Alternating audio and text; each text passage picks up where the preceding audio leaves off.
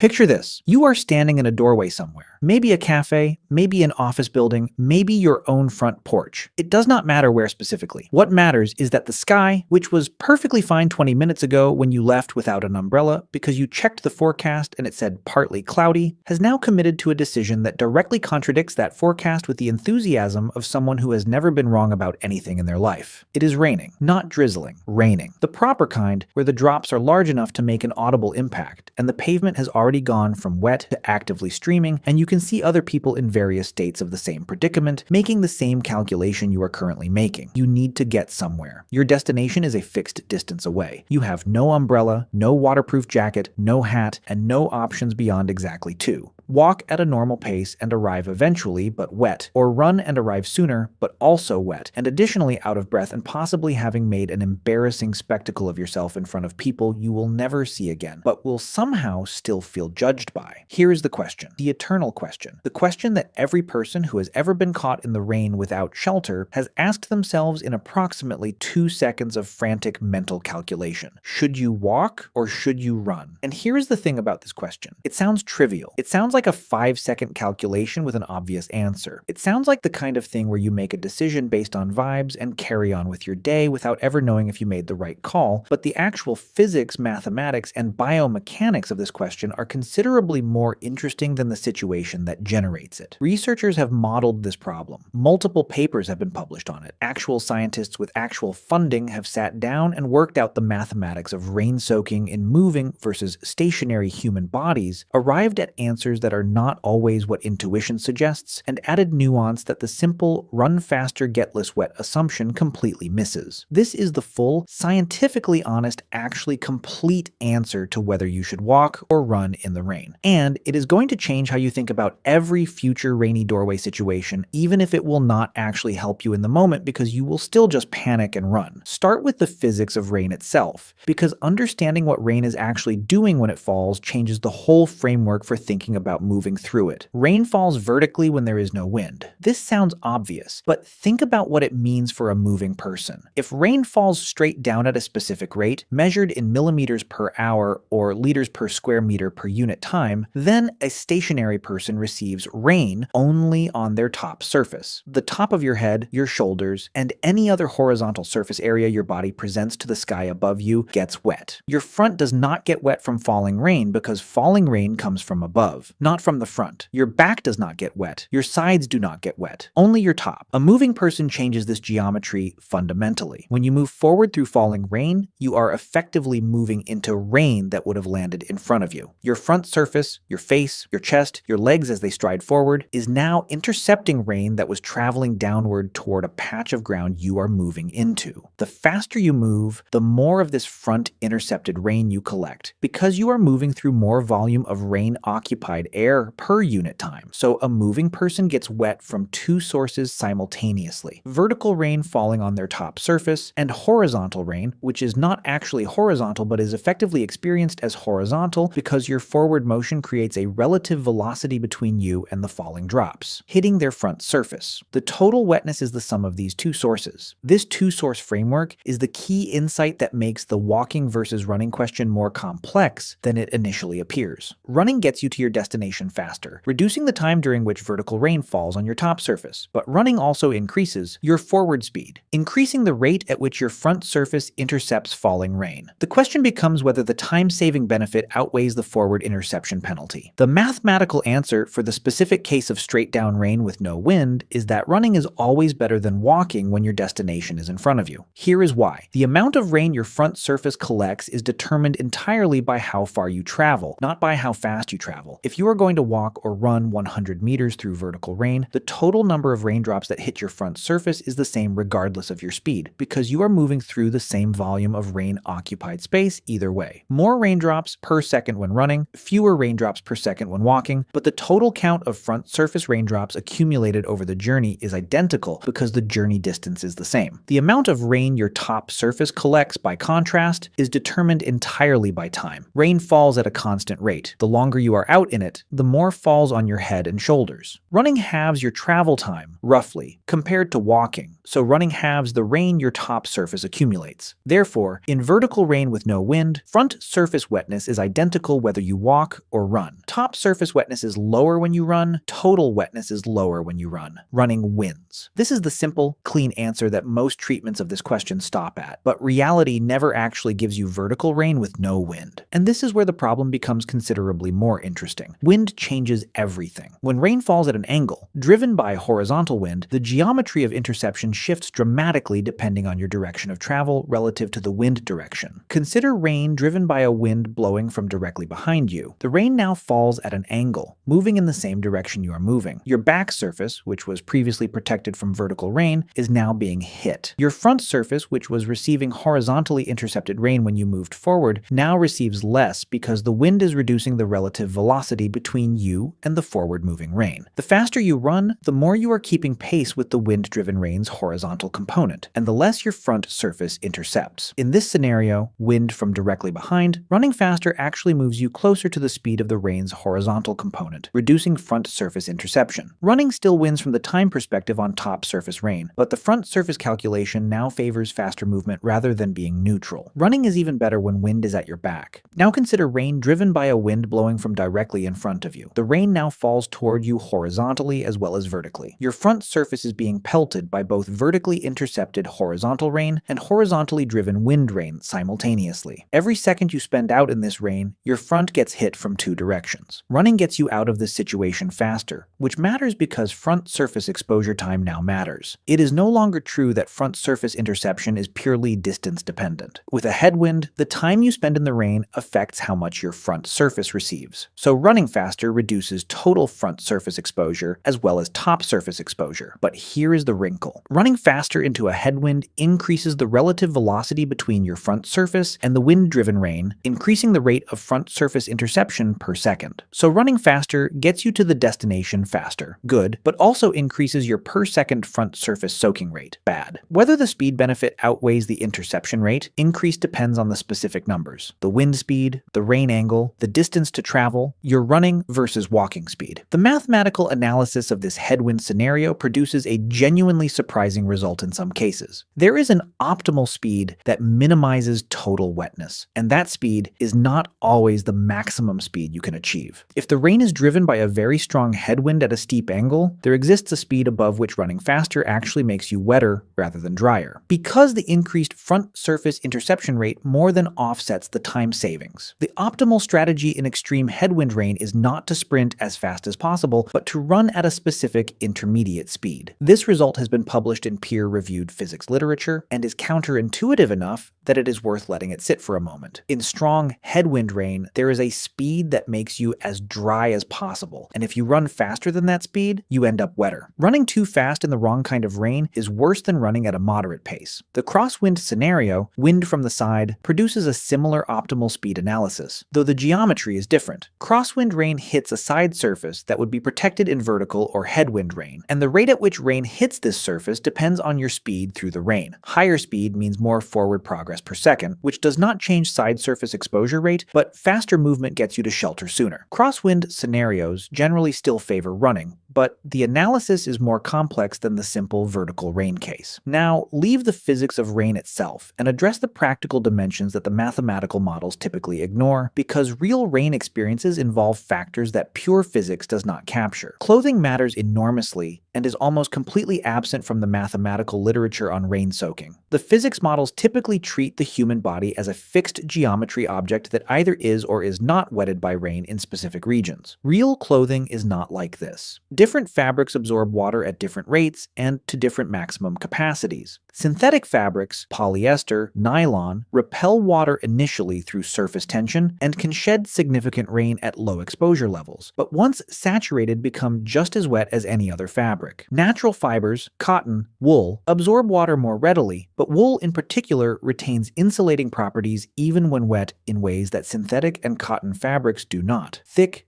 tightly woven fabrics absorb more water by weight than thin, loosely woven ones. The practical implication is that the difference between walking and running in rain may be much smaller than the physics suggests if you are wearing a water-repellent outer layer, because the outer layer sheds rain rather than absorbing it, and the underlying clothing may stay dry regardless of whether you walk or run through moderate rain. Conversely, if you are wearing highly absorbent cotton, the worst possible fabric for rain, the difference between walking and running becomes larger because every additional moment of exposure adds significantly to your total water load. By the way, if you want to go even deeper into the secret lives of ancient humans, I just launched a full course called The Secret Lives of Ancient Humans. 10 modules, 3+ hours of content, covering everything we never talk about on YouTube. What they feared, how they communicated, what hunted them, and much more. Plus an exclusive PDF guide included. Link in the description. See you inside. Hair deserves specific mention because hair is extraordinarily absorbent relative to its mass and surface area, and because it is the body part that most people most urgently want to keep dry, and that is most directly affected by top surface rain, the component that running reduces. The top surface rain is the hair-soaking rain. Running faster reduces top surface exposure time. If you care primarily about your hair,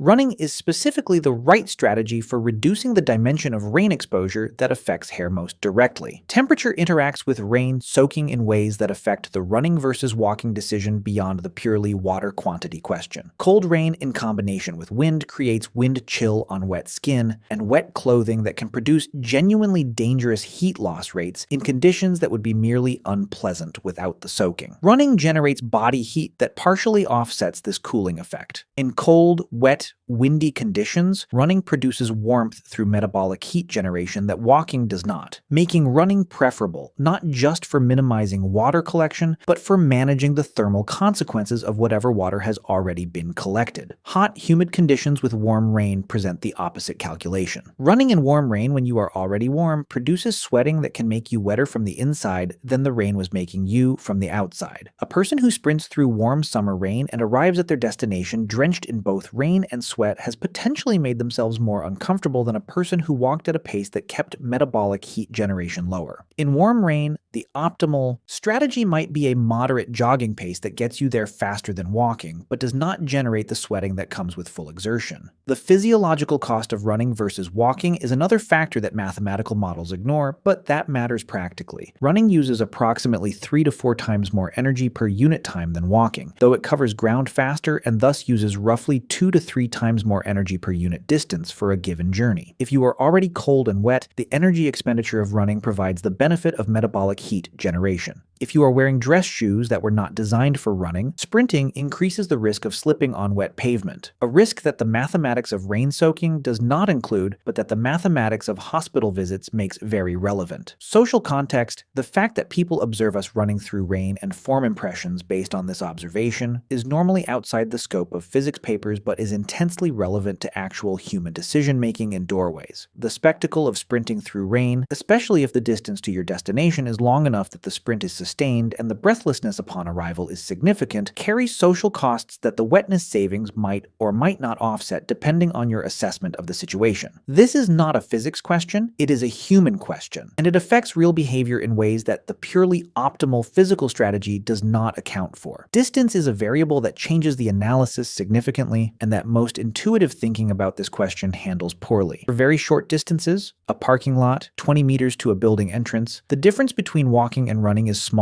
in absolute terms because the total exposure time is brief in either case. Running across a 20-meter parking lot saves perhaps 5 to 10 seconds compared to walking it. The top surface rain reduction from that 5 to 10 seconds of saved time is minimal. In this scenario, the practical difference between walking and running is negligible, and the social and safety costs of sprinting across wet pavement might genuinely outweigh the minimal dryness benefit. For very long distances, several blocks in an urban environment, a quarter kilometer across an exposed area, the time savings from running are substantial, and the top surface rain reduction becomes significant. Running versus walking 500 meters might save 3 to 4 minutes of exposure. At a typical rain rate of 10 millimeters per hour, 3 minutes of top surface exposure represents represents substantial additional soaking. For long distances, the case for running is stronger in absolute terms. For medium distances, the most common scenario that catches people in doorways calculating, the answer depends on the specific variables of rain intensity, wind direction, clothing, and physical capability. The honest answer for medium distances under typical conditions is that running will make you meaningfully less wet than walking. But the difference is not as large as intuition suggests because the front surface component of wetness is largely distance dependent rather than speed dependent. The optimal strategy that emerges from comprehensive analysis of all these factors is not actually run as fast as possible or walk normally. It is something more nuanced that accounts for direction relative to wind, clothing type, temperature, distance, and the physiological costs of different speeds. For vertical rain with no wind, run. The physics is clear and unambiguous. Running always reduces total wetness in no wind conditions. For rain with wind at your back, run, and run as fast as you reasonably can. The geometry favors speed, in this case more strongly than vertical rain. For rain with wind in your face, run at a moderate to fast pace, but consider that maximum speed may not be optimal. A sustained running pace rather than a flat-out sprint is likely close to optimal for most realistic headwind rain scenarios. For rain with crosswind, run, similar to the vertical rain case. For all scenarios, account for clothing. Waterproof layers change the calculation significantly by making front surface interception matter less. Account for distance. Short distances narrow the benefit of running. Account for temperature. Cold weather strengthens the case. For running through metabolic heat, warm weather weakens it slightly. Account for surface conditions. Wet pavement and inappropriate footwear make the risk calculation relevant alongside the wetness calculation. There is one more factor that deserves specific mention because it is the one that most directly applies to the human experience of being caught in the rain without an umbrella, which is the psychological dimension of the experience. Being wet is partly a physical state and partly a subjective experience. People who are soaked but warm and in good humor report their wet experience very differently from people who are soaked, cold, and miserable. The act of running through rain, the decision to commit, to accept the water rather than trying to minimize it, to make a performance of your situation rather than a tragedy of it, changes the psychological experience of being caught in rain in ways that the pure physics cannot capture. Running through rain feels different from walking through rain. The surrender is different. The relationship to the water is different. Many people report that running through rain feels less awful than walking through rain, even when the physical result is similar, because running encodes a response to the situation, an active decision, while walking encodes a passive endurance of it. Whether this is worth mentioning alongside the physics is a matter of taste, but any honest assessment of what people should actually do when caught in rain without shelter needs to acknowledge that the human experience of the situation is not fully captured by the wetness quantity calculation. So, standing in that doorway, rain coming down with conviction, destination a couple of blocks away, no umbrella. The answer is run unless there is a very strong headwind, in which case the answer is run at a moderate pace rather than sprint. The physics says run, the math says run, the hair says run. The time savings say run. The dress shoes say think very carefully about the pavement. And somewhere between the physics and the footwear is the actual decision you are going to make, which is, and we both know this, you are going to run anyway, because standing in the doorway watching other people get soaked while you do physics calculations in your head is its own kind of miserable. At least now you know you made the right call, probably.